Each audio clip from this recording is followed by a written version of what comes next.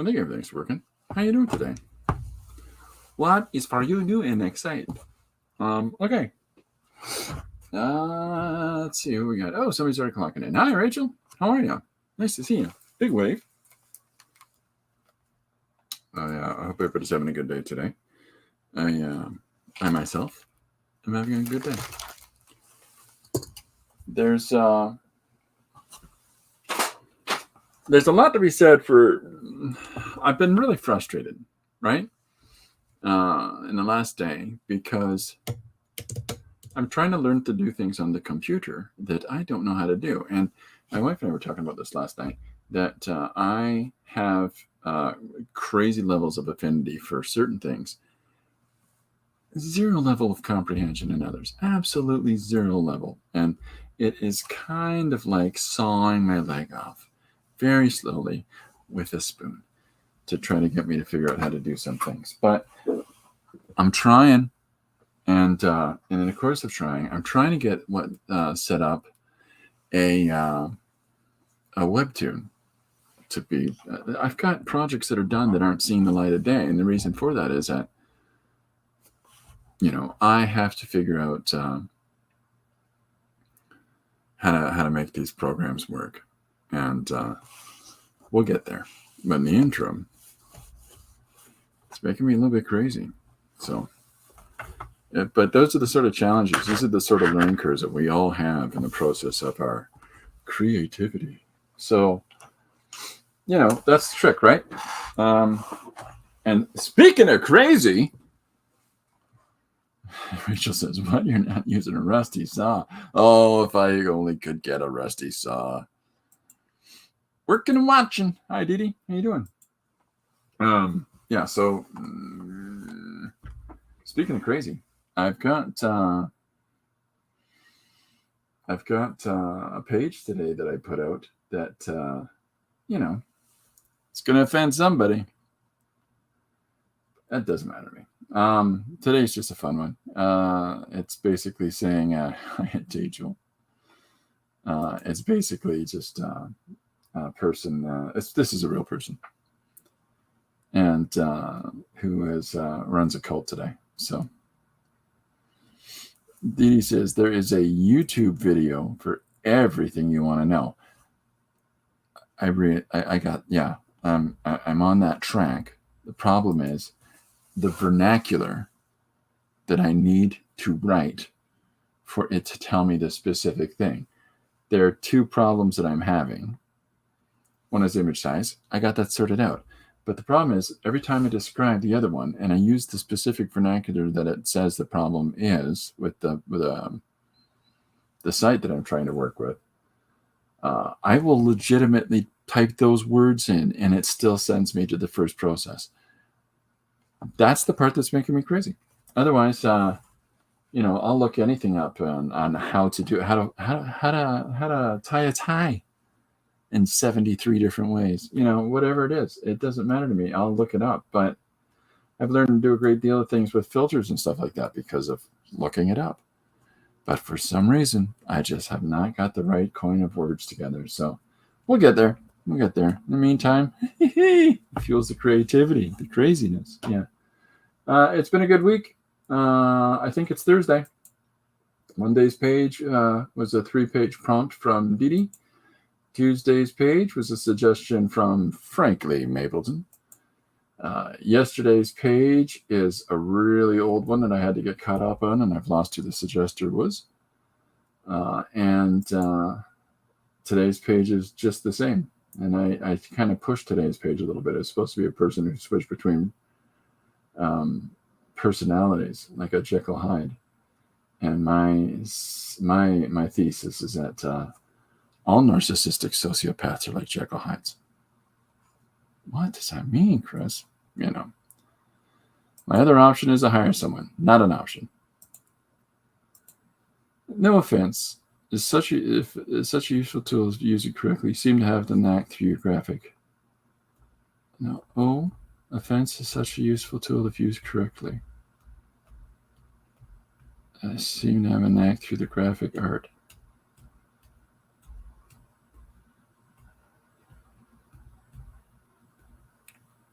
I don't know what you mean. My brain isn't working well enough.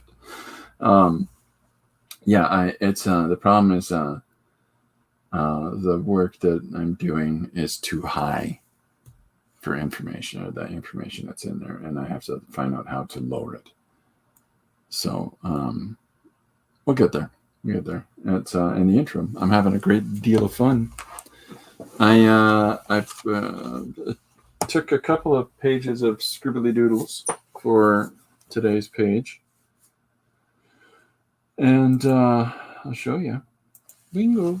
So this is, I did some of the images here. It's I assembled these together and to make this, and overlap some of those images with one another, and put it together. Eliminated a couple of the images that I drew from the composition. Yada yada yada. Duplicated the police officer a few different times to be in the frame, but yeah, this was fun. This is a lot of fun. Rachel says it's a compliment. Oh, a fence is such a useful tool. See, this is what I mean. My brain doesn't work. Oh, a fence is such a useful tool if used correctly. You seem to have the knack through your graphic art. I get it now. It's sometimes the problem with text is it doesn't carry tone, and you can be snarky and still not offend. You see, that's one of the things we all love about you, Rachel. Is you make a lot of sense like that. Yeah, a fence is such a useful tool if used correctly. You seem to have the knack through your graphic art. That's very nice of you. I appreciate that. My brain was trying to figure out if the word "o" was a misspelling, and I got so hung up on that I couldn't read the rest of the sentence. Yeah, I could probably take some prescription thing for this. Anyways, yeah, that's very true. It's a very true compliment that you autocorrect. LOL. It's one of those things that when you say something and you're challenging a convention. In this context, I'm challenging a viewpoint I don't agree with or believe in, and other people are very much do so. But I think that there's a great deal of things in this world that we have to challenge a convention of, and it's going to upset somebody. Anytime you challenge anybody else's convention, it's going to upset them. But in some cases, in some situations, for sure, it's important that you offend them and challenge your convention, because maybe they're not thinking. If everybody thinks that the same thing is a good idea, somebody ain't thinking. That's the 11th man principle, right? The difference between intention and inflection. What's that? That's what Trump said? That's not a Trump quote. That's a far older quote than Trump. That's a far older reference than Donald Trump had. That, I think, goes back to the Greek Senate state. If everybody agrees wholeheartedly, then we might need to reconsider the topic at hand. It's something like that. But to paraphrase it today, if everybody thinks the same way, somebody's not thinking, more deeply than others, right? Trump, probably everybody under the sun will use that to legitimize whatever it is. But he's also a guy that everything you just said about offending and rejecting standard thinking. Is that right? Great. Okay. Bear forgiveness, folks. But I think Donald Trump, as tragic as it is to have this person as your president, because it makes people feel that a diminishment to some extent, some people, and other people, it makes them feel maybe overly empowered, and other people it is. But hey, buddy, how are you? The rest of it, the agitation, the challenging of the status quo, the illustration that the system might not be as sound and true as a lot of people consider, is those are all good things. It's important that we look past orthodoxy and look at things as just things, and everything is up for reassessment. Everything is. I think he's just too audacious and he was too confronting for people. Andrew, we have Dee Dee says that's why so many people have a problem with him, is that he went against the establishment. Jim says, hello all. Well, that heart looks great.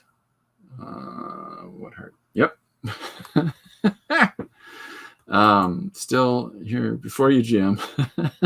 Just looking in the shadows. Are there times when someone compliments you on what you just said and you can't recall anything about what you just said? Constantly. Yes. I'll get a compliment on something and not know what the hell that was. My brain is a constantly rolling ball down a hill. So thank you for figuring that out, Rachel. There we go. Okay, so yeah, I'm not saying I'm pro-Trump. I'm not pro any politician.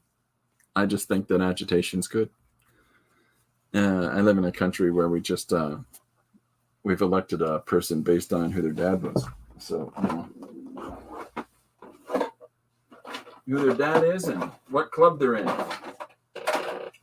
Because there's no legitimizing viable things that person's done to be in a position that they're in. There just isn't. And, that makes one reevaluate your system of government. Now, other people are going to have a problem with that. And that's fine. I don't like the shoes they're wearing. So, hiya, Janet. Or they ask you to repeat it. Yeah, I'm hopeless for that. Hiya, Janet. How are you? Welcome aboard. Dee Dee says, I like those truckers in Canada that agitated. Yeah, sure. Why not? Challenge the system. Really push a system. There's an important thing to be said for that. There really is. It's we just accept everything on bent knee and not think about what the reality of those things might mean. Then you can expect to just have to contend with whatever that reality then changes to, because those things have taken precedent over common sense. So, yeah. All right, I'm glad Janet is doing good. Okay, so we've got. I keep looking at things that I haven't checked off, and I've got to get myself a little more organized here. Look, orange paper. But I'm caught up here. I have got some left on here, but they're 500 years from now ones, and we're doing one that will be released by this weekend. So very excited by that, by the way. It's my first collab on a one-page comic with somebody else. And to me, that is a very, very exciting thing. And I've got another one coming up with another person. So that's super keen. I want to spoil it, but I don't know if the other person wants me to spoil it. So, yeah, running in rehab. It's funny is that when I look over some of the ideas that have been suggested before, and I forget I did them. Do you get the impression that I'm very present of mind and not I'm very transient in the sense that I move forward, and don't stay locked up on stuff. Even in my conversation, I forget what the hell I said 5 minutes ago.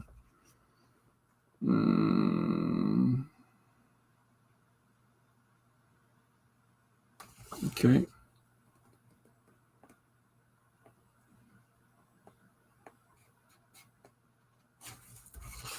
There's more ideas I'm finding in here. There's the best idea ever.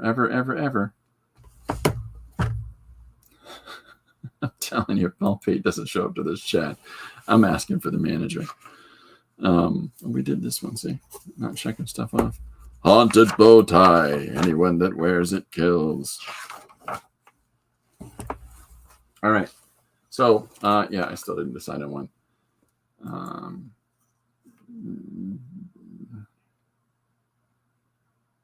JMY, not just oh, that's Janet. I did say when I first came in, I had to go. I prefer to stay in chat. My apologies. Bye, Rachel. Have a good day. Behave yourself. Behave yourself. Oh, I was going to ask her how face painting went. Yeah, that's done. All right. Well, so I've got this one. Let's just go back to the start. An indestructible hero, constantly afraid of being scared, has no ability to fight. No rhythm, can't dance. I just think that's ridiculous. Okay, so yeah, I got. I'm saving this orange paper up for something special. I'm running low on the cardstock. I had produced so many pages at the start of COVID, and I'm almost done. Like, that's literally what I have left on this clipboard, and that is not a lot. So I gotta slow down, stop drawing so ding dong much, or I gotta go and print some more. Which one do you think I'm leaning towards? I even did little fun things at the tops like creator, book, issue number, page number. That is almost like being organized. It's almost. Don't get overly excited on that. That's not. I'm not saying it's entirely organized. Okay, indestructible superhero. I've done a couple of different little things, silly bits of business, where I had a couple of super dopes in stories, but I don't necessarily have any specific superhero character. I'm looking for a sharpener for this. And for whatever reason, I can't find it. There's a number of things that I took to the jam this month, and I now can't find, which is very frustrating to me.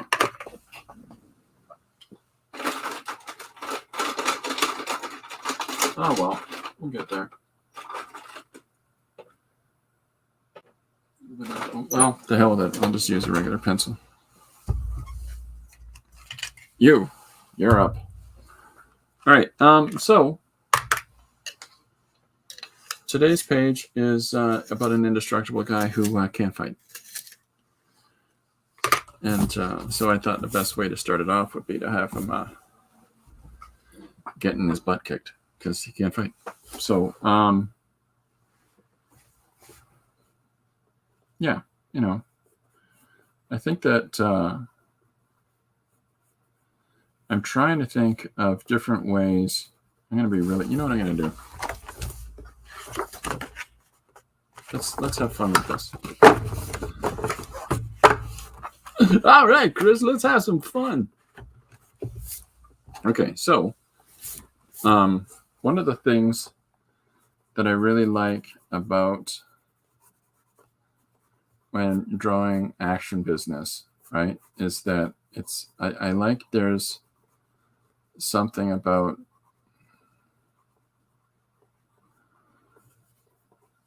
when you just look at the figural movement and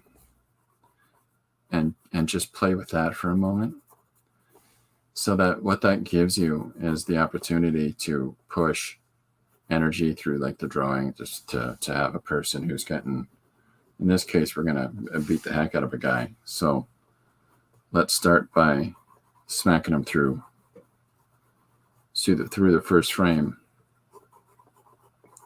just because we can, right? And the more that I can make his body move limply through space is going to show that this isn't a movement by choice, right?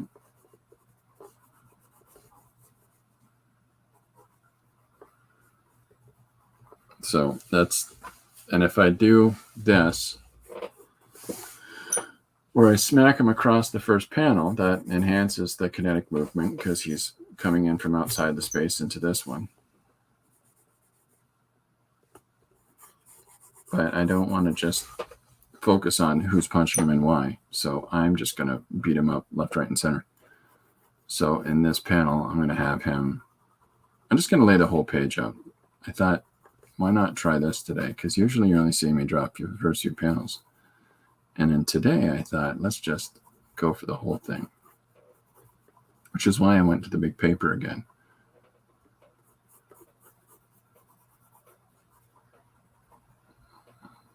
So we've got his head is also moving from the motion of being swatted, right? Impact there.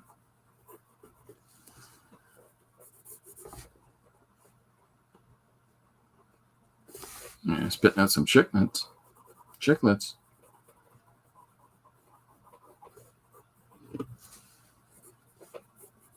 And if I give him enough hair to move through the space as well, again, it's just these little, I'm just trying to think of little ways that I can push movement and motion, right?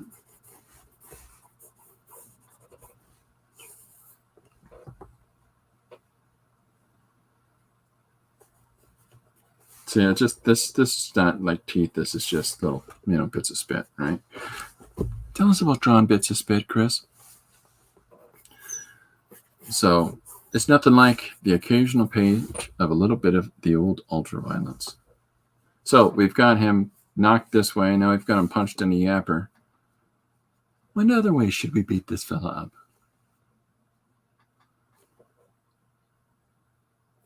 How about we just have him fall back?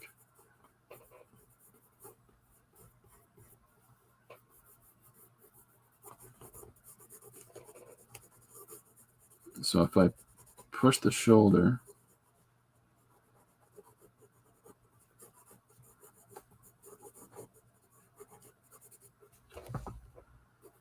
and have his arm dropping, so that's now his body is collapsing, right? Right, Chris?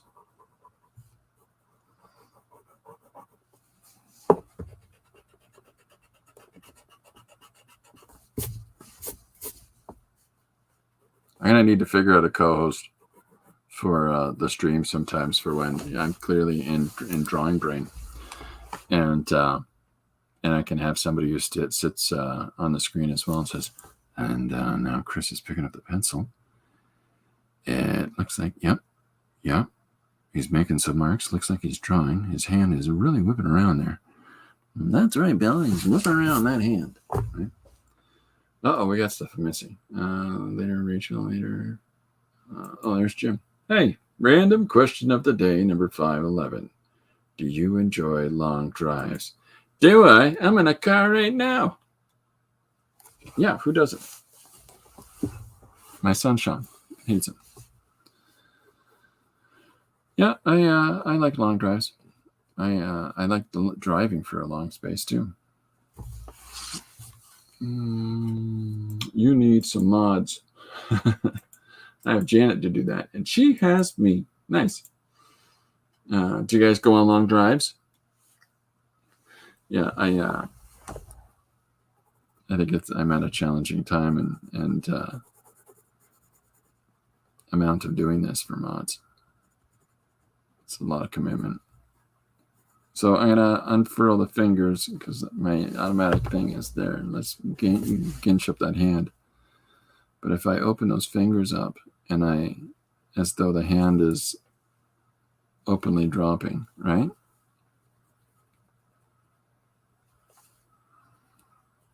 I just need a game show host. That's what I need. So maybe I'll contort the body like this, and then I'll move this hand, or this hand. It's a leg.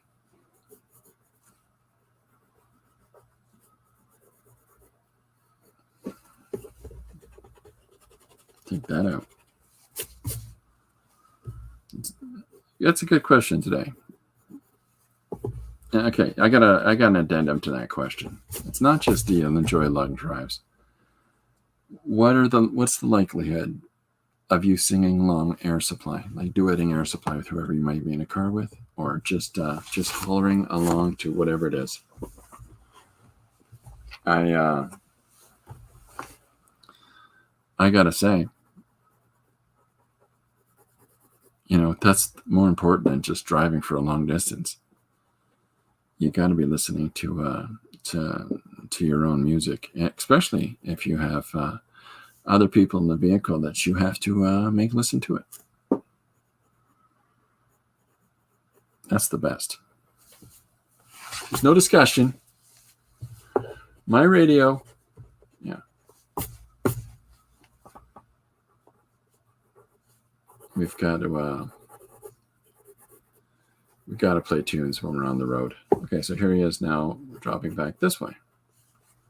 So now we've got this way, we've got this way, we got that way. Now we've got him dropping. And then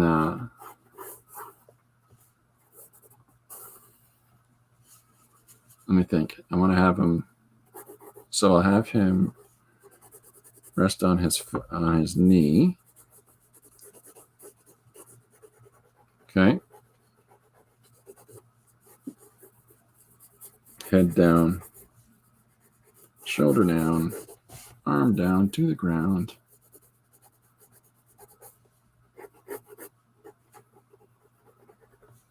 Knee down. There you go. Woo-hoo! And then trying to get up.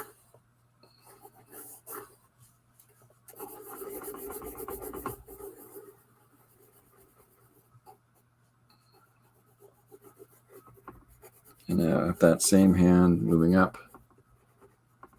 Like, what the heck? Throw that arm forward like this. And have the body crumple under there. Janet says, I like the power. She likes the power of being Dee Dee's mod. Keeping the chat moving is just a perk.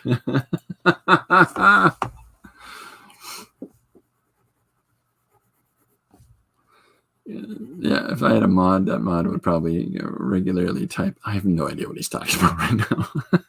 I don't know what he's on about. All right, so this is the two. I've got the hands up in it because clearly they're getting clonked again over the noggin. So maybe I'll have a 2x4 swatting them.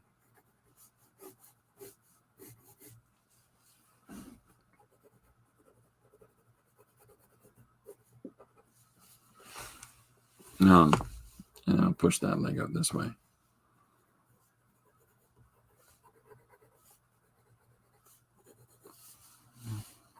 There we go.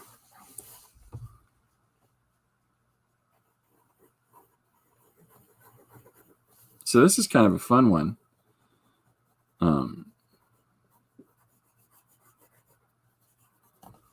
Because it's sort of, the push here is to have it to be energetic and to have this drawing in such a way as to say, you want the audience, the viewer, to pick up on the fact that he's taking a kicking, right? And he really has no ability for self-defense at all. But there's also, there's also the fact that you want to draw the viewer along and sort of have him caught up in that motion of just following A, B to C to D. And they'll fill in those different movement gaps, right? But the second part of this isn't just to be tied up solely in the action of it. It's important that we try to get that resonance, that connection between what's going on with the characters and what's not. So this just capitalizes on that cathartic wah part of people, that little sometimes malicious side of people watching others suffer. Germany, in German they call that Schadenfreude, when it takes pleasure in another's misfortune. But in this context, he's indestructible and vulnerable. So, it allows me to really pursue, really putting the gears on this guy. But at the same time, he's not actually taking any damage from it. So this is the case where in this panel here, I get to have him getting up now. And, say, oh, okay, all right, that's enough, right? I mean, part of the fun might be, even while all this dramatic action and tension's going on, and I have very kinetic lines around the movements, there's, it can have some text with him saying, okay, enough. You've had your fun. And have a whole bunch of guys like, I don't get it. How come this guy's still,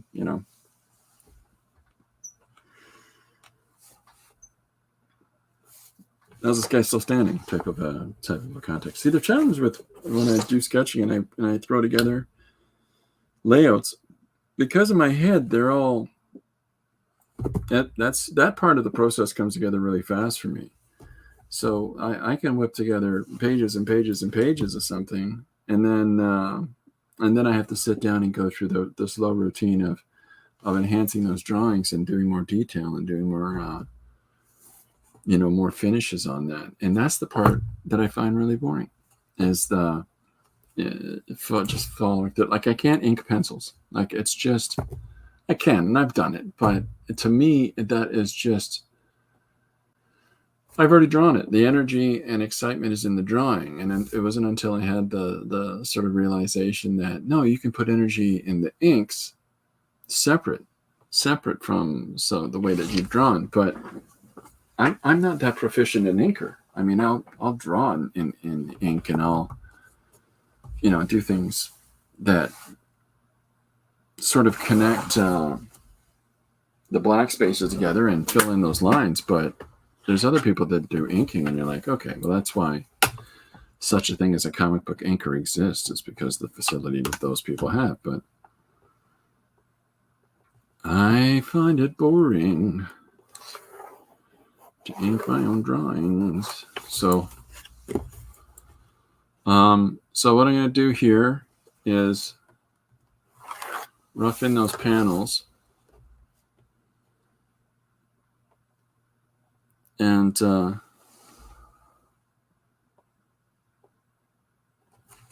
details, the core details of these. Now, there's a number of instances like this foot. I'm going to have these fingers go over here. Maybe a bit of that shoulder, but definitely this hand. And I think that why not have the whole of him, start getting up in the panel. But by breaking this panel, breaking each of these panels, it sort of changes the association of the space, so that the more that you can have action that kicks beyond the boundary, the more that you feel like things are busting out, right? So that's objectively what I'm pursuing there.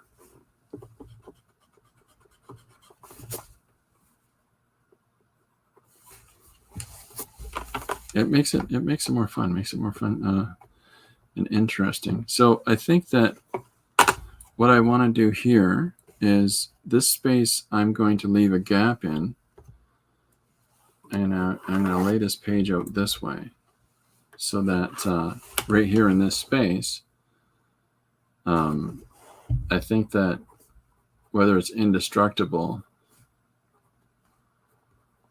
that spreads from here to here as a word, or if it's invulnerable, whatever I'm going to decide on at the time, will spread across this space. And again, these body parts will go over top of the letters. And just to just to push it, just to play with the idea of it, and to play with the spacing and the boundaries of the panels. I want to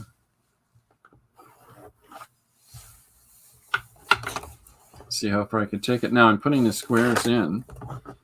So the gist of it is house still standing, house still stand, and then I'm going to bump this panel up a little more again. Now in the finished version of this, I think I'm going to incorporate, I've got it all roughed out and ready to rock, and now it's just a matter of putting it together, but I think I might play with that a little bit. But while I'm laying in boxes, which look fairly static, I'm actually going to push the figures all outside of those boxes.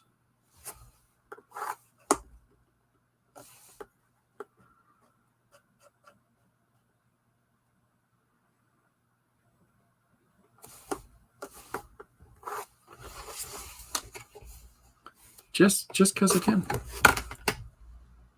So why house still stand? Because I'm invulnerable, whatever, and then comes the punchline. I love punchlines. Clearly, there's one thing that the bear page I did the other day tells you is that building up to a punchline can be so fun and liberating.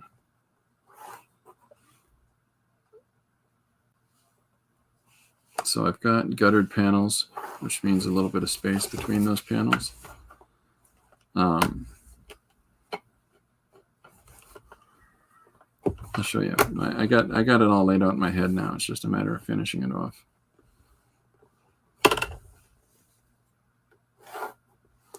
Okay, so the actual size of the page is going to bounce down to here. This is the actual outside frame. And then I'll cut it in like so. And like so.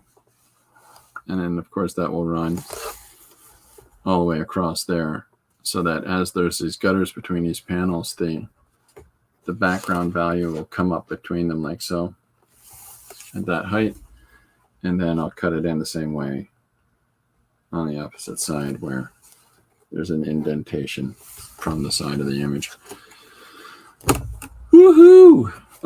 House still standing because invulnerable. That's not real. You can't fight.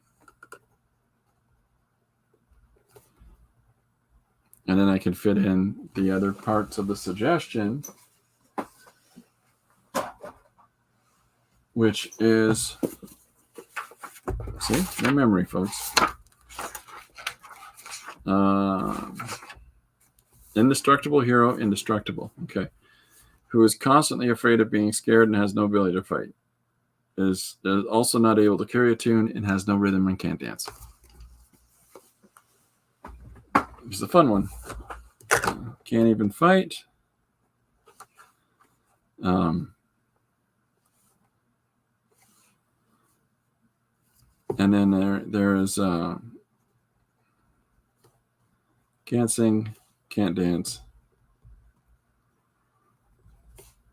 So what? Let's go. So what? Doesn't mean I won't try. That sort of a story. So I get to introduce the people that are beating him up at this point. I'll show you something fun. I did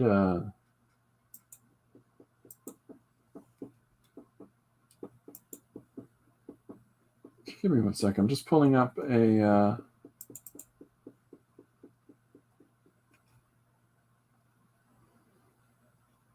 yeah, it's not there.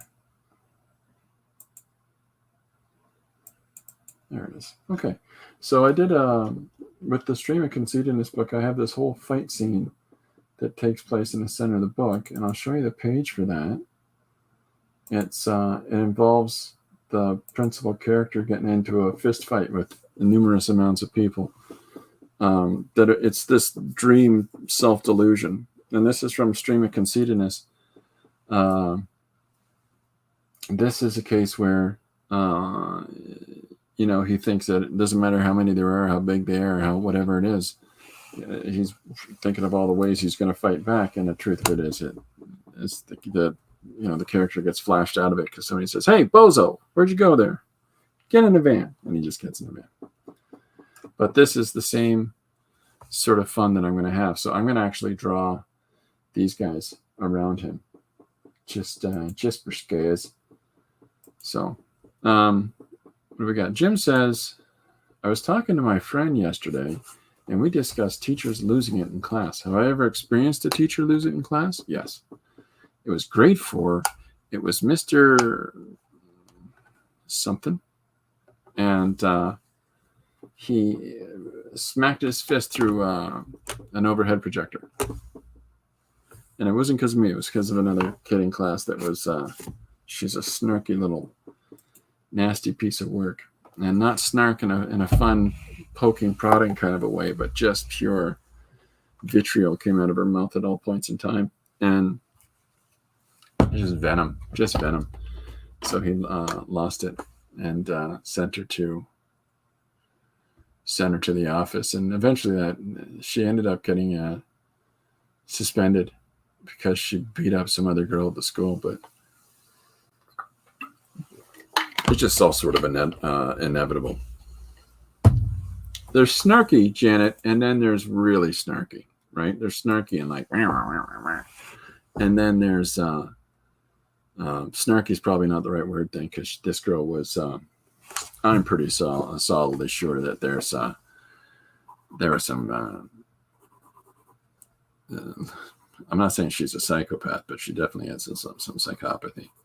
She may have been in an abusive situation and decided to use that. Sometimes some people are, there's reality's weaponed against them at home, and they start to weaponize themselves, and unfortunately they pick on others in the process. All right, so here's our guys all arranged around him, and I just want to, draw them into the space so that they defy the boundaries of this panel, but the second panel still goes over top of them. And that's fun. I've never lost my temper. I used to go into classes at one school specifically. Now it's on the wrong side of town, but I used to specifically go in a classroom that had the kids that had some challenges there, emotional challenges, and their temper, etc., and so forth. And this is about 16 years ago, I think. And one kid tried to stab another one in this class with a pencil, purposely went over and sharpened it. And you could see the malicious intent in his eyes as he's walking back to that desk and walking by that other kid. And so the teacher intervened just before that action happened. And that's an interesting class to be in. But we're going to need Mr. So-and-so up at my classroom, please. ASAP. And up comes a few different teachers, because I think that was maybe a code for good Lord. And yeah, that was an interesting day. I've had kids that were pretty volatile that I've taught. I've never had a problem with them. There's a lot to being 6.5 feet tall, right? That you tend not to have kids act out against you. Act out in your time because they're like, that thing about to eat me. I don't know. Keep an eye on it, Billy.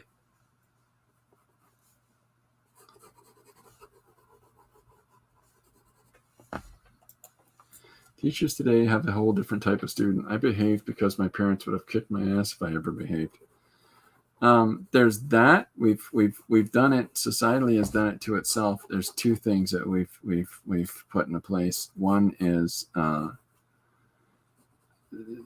we tipped the scale too far. In the 70s and 60s and prior to that, there was a great deal of teachers being over empowered to enact what their equation was for justice. And so you had a lot of kids that were honestly bullied or abused in situations. And so in order to claw back from that, stripped them of any ability whatsoever for controlling kids. And that didn't help, And that, coupled with the fact that this sort of idea of don't discipline your children, and definitely don't give them a good crack in the butt if they really require it, if they're so far gone. But definitely don't let people walk over you. And because we've adopted that approach to having kids or raising kids, then those kids are just over accommodated to expect that they can behave however they want. So when those kids go into the classrooms, I don't care what you think you're going to tell them as a teacher, that's not going to happen. It's those kids are going to behave however they're going to behave in class. Chuck Norris voice. I am the wrong side of town. When I say the wrong side of town, I literally mean I live in the northeast corner of the city, and the one school I'm referring to was specifically on the northwest. And rich kids are nuts. I'm going to tell you this plain and simple. When you've got little to hold on to, you tend to value what you've got, and there's two things that people in low-income neighborhoods will do, is that they'll either step up a lot of times for young people because they value what little they have, or they just reject the system and leave, right? They'll act like troublemakers before then, or as long as they're constantly forcibly pushed back in. Otherwise, a lot of people in those situations leave. Whereas you go to upper scale neighborhoods, and those kids do what they want, especially if they've got that, Bobby, what have we told you about hitting other people with an axe? So that's never good for teachers to have to deal with that. I don't blame them. I do think that their union in Canada is way too weaponized, but it's one thing to have a union that gets all the benefits and needs and wants for your people, but if it's at the cost and expense of all the other people, that doesn't really work. Okay, so I'm going to have his shoulder here back, and the trunk of his body here. The hip is moving up, the other hip is moving down. Poor kids have access to drugs. Rich kids have access to drugs, money, and protection. Very true. Very true. As far as Canadian cities go, as far as London goes, I grew up in the crappiest, one of the 2 or 3 crappiest neighborhoods in the city here. It was really bad when I was a kid there. And you could see a lot of kids that had no opportunity and no future and no chance of getting away. You could just sort of see some kids where, you're locked into this cycle. And I'm a nerd. I've always been a nerd. So that is the advantage that allowed me to break out and get away. So, but other kids, not so easy. And that's the tragedy of it, is that you have to, in order to break away from some cycles of life, you have to actively do it, and it's not easy to do. It goes against everything that life has educated you that this is how it is, and yet at the same time, the only way you're going to get a change from it is to let it go.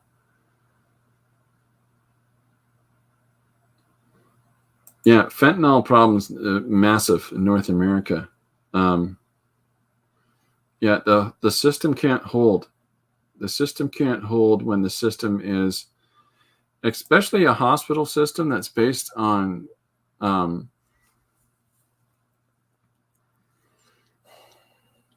okay, if you invest all of this, if economics are maligned in such a way that health and welfare and care of the people that you have here that are doing stuff in whatever your country or your space is, and whatever people come in too, but as long as they're active participant and contributors. But if you have a system that is everything is accommodated by cost, and so when we have situations where the choice of people's health and welfare is based on money, that's not good. It's not a system that works, and it's not a system that is going to have any kind of stability, and it's going to have a system that continues to separate the have and the have-nots. That's something I can't stand. So there's been historical record of the government being behind allowing drugs into certain places in your space, but not mine. There's been examples of this historically, in both Canada and the United States, and that's brutal. That's brutal to think that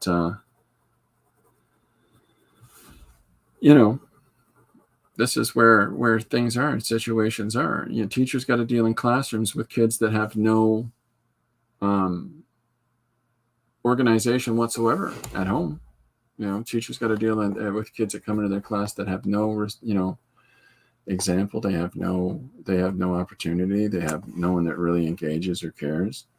They probably are under equipped, not fed or not whatever. Like the fact that every school has to have before and school breakfasts and lunch programs and stuff like that is indicative of that, right? Yeah, 2 million a year is unsustainable in any situation. Well, in your situation, far more than ours. But no, let me take that back. It's unsustainable in any space to have that many people adding in anywhere. We just have a lot of people here, and those numbers are going to slack off in parts of the world, and they're going to climb to be even worse than others. But I don't know. The system has got such a challenge. Jim says, I'm so middle class, even though the internet says I have millions of dollars. I'm pretty grounded, right? Yeah. I don't know what the middle class is. I just don't. I don't understand it. It's almost illusory at times. There are those that scramble, and then there are those that are ambivalent to the situation that presents itself to everybody else. In fact, I think that there is something to be said for those that capitalize off of others' situation. You got a guy in the States, Bernie Mac. I don't know what his name is. The Mittens guy, who is trying to have a cap on how much money people can have. That's not going to happen. That's a fantastic example for you to use. That's going to keep you out of office for the rest of your life. What we ought to do is cap the amount of income and the amount of money that people are allowed to have, and the rest of it has to go back into the country. Right there. That is like you've just walked up to a microphone and said, you know what? I'm a lunatic and don't ever vote for me. Bernie Sanders. The sad thing is that he has things that he says that I agree with, and I'm not saying I disagree with that logic, but he's never going to get elected. You're never going to get elected with that. You're never going to get, especially in a place that has espouses rejection against socialist ideas. You're not going to come in with just an extreme socialist statement like that and think you're going to get elected. That's a guaranteed way to keep yourself from doing that. So, says a guy who's been in politics his entire life has never had a real job and owns 3 houses. Is that right? Is that what his deal is? Well, there you go. Yeah. The challenge, of course, is who do you have in charge, and how do we decide who that should be? And Janet says that's the absolute truth. Dee Dee says, well, I've never been hired by a poor person. No, of course not. No, of course they wouldn't. But how do you decide who should be in charge and who shouldn't, right? Is it like the way the Roman Senate once was, but it was where it was considered to be like a conscripted service? Or is it more of a,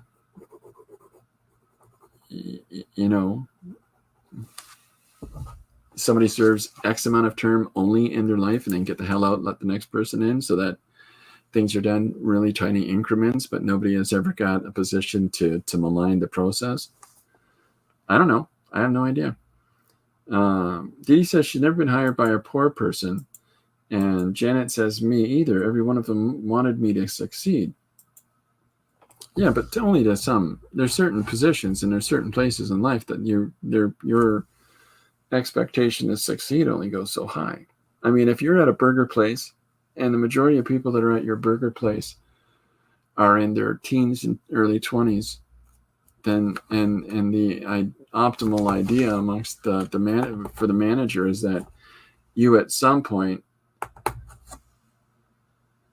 move on as more kids come in and engage in the process.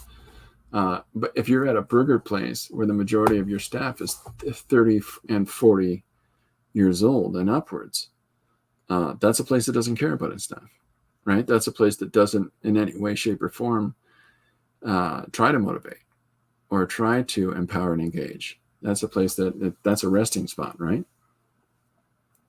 Term limits are at least a way to start. Yeah.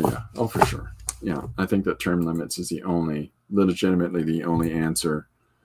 There's 2 answers to stop politics being as far off the course as they are, and that's one is drag all lobbyists into the streets and get them out of the process.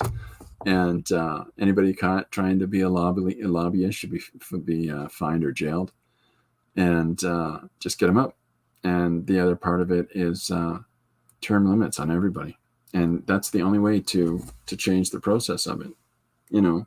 Aside from that, I don't know in what way, shape, or form anybody could think that it's going to actively change. Even if you drive trucks across the country and go and park them in the big city to mess up the big cities thing.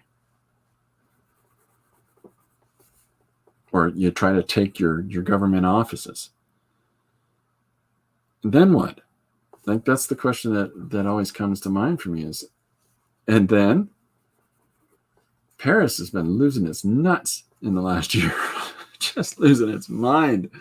They're literally putting together concrete barriers across the road, brick and mortar barriers. It's in order to interfere with the process. These guys are nuts. I love it. A government job should suck so bad you're dying to get out of there. Okay, that's the first solution right there. Make it really, really, really the most dehumanizing. If any Orwellian office design that you've seen in films where it's just these massive gymnasium type spaces with desk, boom, boom. That's what government job should be. That's anybody that's a politician has to sit in those scenarios. That had more to do with the vaccine. Well, it was as much as it was the vaccine. It was that they wanted the government interference to just back off. The truckers, yeah. We should only elect politicians by that success ratio of their signature wrestling moves. I agree, Jim, But not all politicians should be wrestlers, right? We got to allow the other sports in too. So if you have got a wicked backhand at badminton, you got to be capable to get in there. You got to be, because that's how you keep the no necks from being in charge, right? Because then it'll be a problem up and down. Well, it'll be like Easter Island all over again with the big ears and the small ears. No necks and the regular necks. Battle Royale for the presidency. I think that there should be like a beauty pageant kind of a competition where you got to show that you've got some degree of intelligence, some degree of physical health, and some degree of street smarts. One of the questions for being in government should be, should you expect candy from strangers? The government has forgotten that they work for us. We need to remind them often. Yeah. Revolution. Sure. Yeah. There are so many signs that pop up in London. I don't know about other cities, but there are so many signs that pop up in London about why bother voting and stuff like that. People put on their front lawns. This is a funny city. Janet will only watch if they have a bathing suit contest.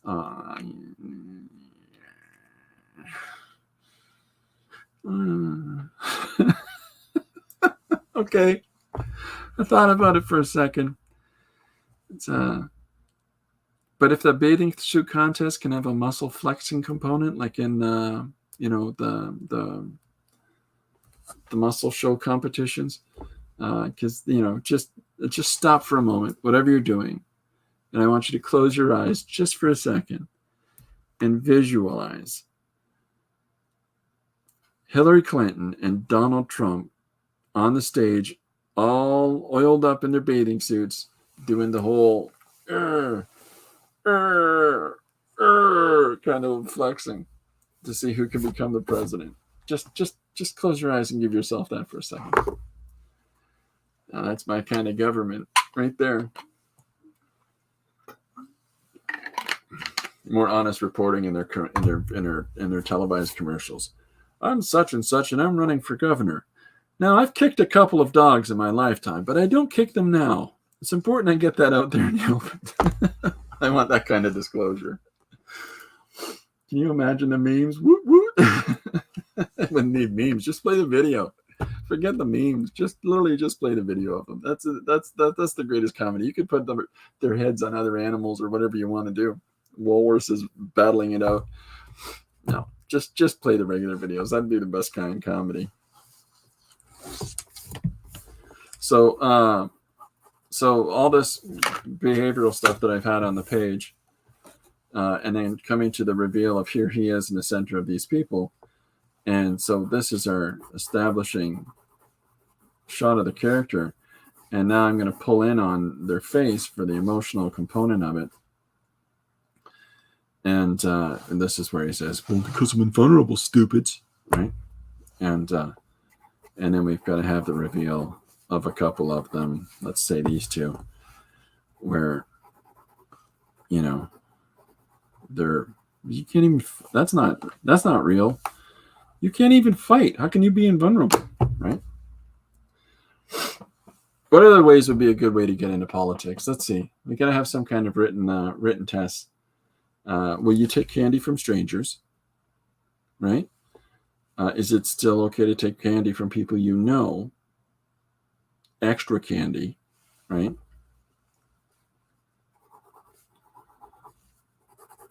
Let's see what else. If it's for a city, they should answer questions about their city. If it's for a province, they should know that, or state. If it's for the country at large, they got a lot of studying to do, because they need to know the questions about Des Moines, Iowa, as well as Chattanooga, Tennessee. This leg is forward. This leg is back. These legs are stride. So here's these two, bing bong, here and here now.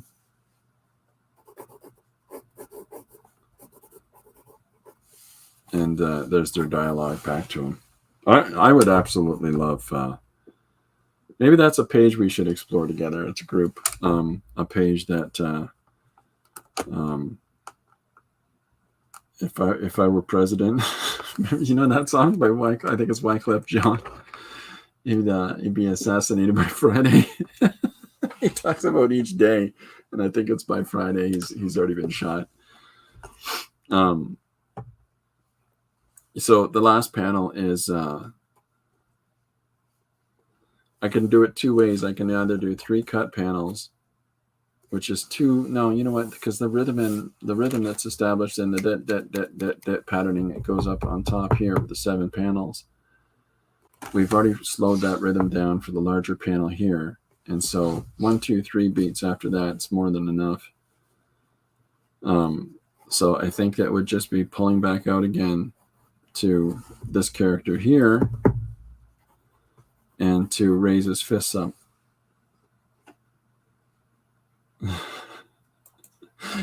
Got to step away. They're going to close my cell doors right now before I get in. I don't want to be a fugitive. There you go. Movie questions. That's another thing on the test for presidents.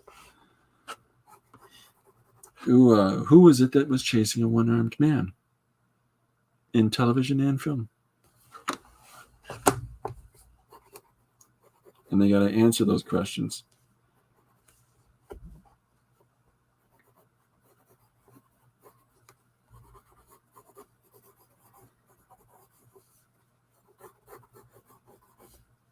Yeah, so then we get to have the closing bit with the whole let's boogie, let's disco.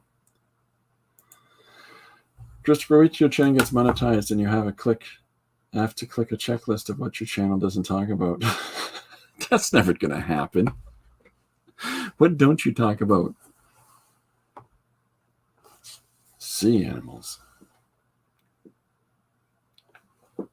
That's about it. This is a 3-page list. Yeah. Is that such a thing? You have to do that? I don't know how many followers I have, but I just can't even imagine having January there I had 26. At the start of the year there were 26 people following my thing, and I don't know what it is now, but I know we crossed 100. I was very excited about that. I don't know what it is now though. Because I don't check, honestly. But I can't imagine having, because I think you have to have 1,000 for you to be able to do any of those things, and I just can't imagine that. TD says literally you have to answer those questions. Wow, yeah, I'm in trouble, or I'll have to go back and edit. I don't know.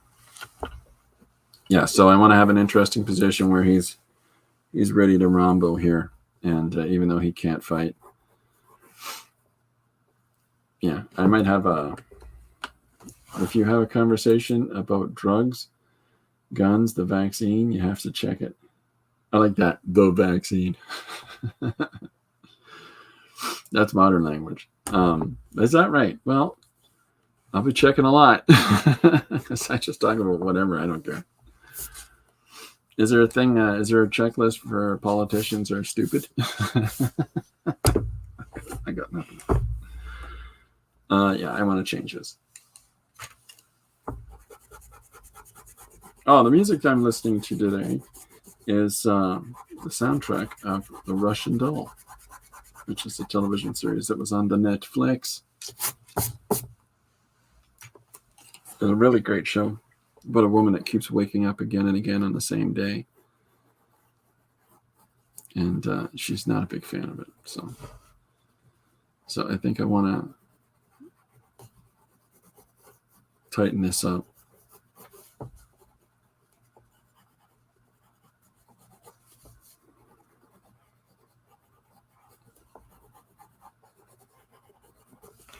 That's a challenge with government, is how do you maintain the status quo to some extent for people? Like, cut the military funding for this. You know, maybe not. You're pretty rooted in that. You know, just got to figure out for less people to be putting money in their pockets and spending it on stupid things and putting money towards people. if you have a conversation, oh yeah, people get out of jail free card for sure. Malcolm says, I liked Russian Doll. It's very underrated. Yeah, that show is fantastically funny. The absolute annoyance of the main character who wakes up the next day and it's the same day. And just, come on. She's so pissed off. Yeah. So I would put character in the foreground here, just to give it context, and then another shot of this mook, so on and so forth.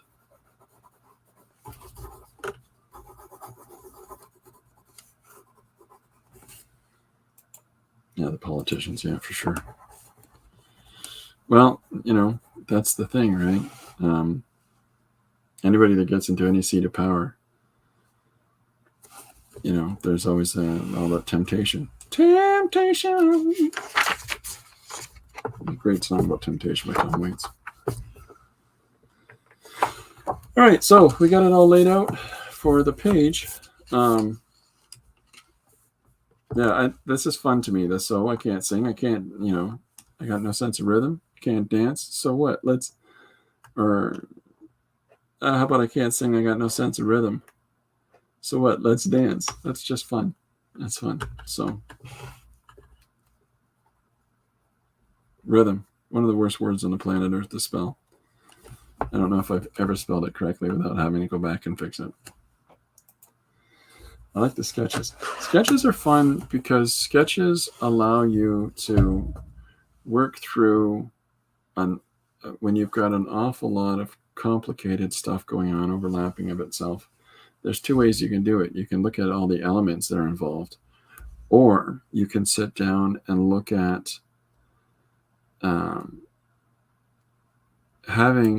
considering all those elements that you're going to put in, and to look at it from a perspective of how can I do this in an interesting arrangement or an interesting composition, and how can I make sure that this composition is not the same as the composition that came before it. In this context, because I'm doing one-page comics, if it was a connected piece, if this page was connected to the page before it, and thank you, by the way, about liking the sketches, Dee. If the composition of this page needed to be similar to the page that preceded it because they're in a continuing story, then you don't want to do too much changing. You want to follow the same underlying logistical rules that you have set up for when characters break panels, etc., the size of panels, progressive movement of action, right? But when you're doing one page to one page to one page, I really want to differentiate the one page from the next. And so this is a way to do it, is by sitting down and looking at your composition and considering the composition of the preceding images. And I think that because the last page was very boxed, the page before that was very boxed, and then the page before that had all kinds of shapes and angles, is enough of a spacer from one to the next. But the thing that separates the last two pages, one is just blue and the other one is cool colors. So, and the page before that is completely opposite. It's just warm reds and pinks, right? So at this point on this page, in whatever way that the line is put down, the last one was a little hatchy because it was fountain pen. This one needs to be clean and smooth. Just to make those substantive changes from one to the next. So that is the task that lays before me. And if I can sort it out quickly in this approach to it, then that helps immensely, right? There's a lot of pages that I've done in the past that I would really like to reinterpret with where I am now creatively for storytelling. And when I look at those pages and I look at the amount of space and time it took to tell story, that I would approach in a much more different way now, equipped with the knowledge that I have for breaking down pages and to sketch out and rough out more editorially the plot of story. Like this would be In other books, this is 3 pages of action. Just because of all of these moments, maybe 4 in some cases, maybe even more. It's all about how much time and tone people give to a story. Because I'm doing one-page comics, they tend to be fairly, how do I say it?